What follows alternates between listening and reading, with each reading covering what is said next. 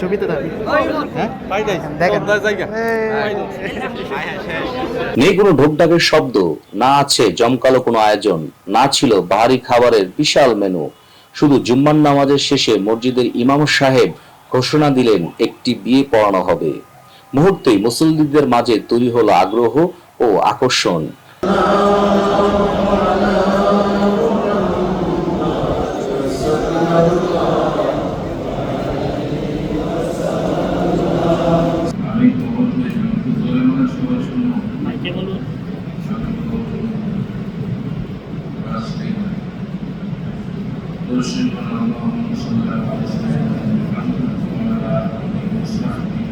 সবাইয়ের উপস্থিতিতে সম্পন্ন হলো পবিত্র বিবাহ বন্ধন। বিয়ে শেষে অতিথিদের মাঝে বিতরণ করা হলো শুধু খেজুর।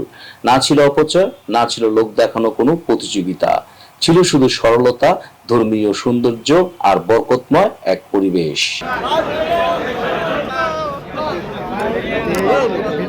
ছবিতে থাকি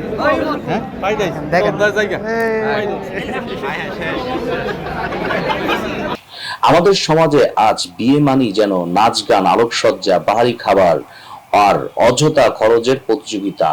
অথচ ইসলাম শিখিয়েছে সহজ ও বরকতময় বিয়েই সর্বোত্তম। অনেক আগে থেকে একটা ইচ্ছা ছিল আর কি, যে মসজিদে বিয়ে করব। তো আজকে সেই ইচ্ছাটা পূরণ হলো, আল্লাহর কাছে লাখ লাখ শুকরিয়া।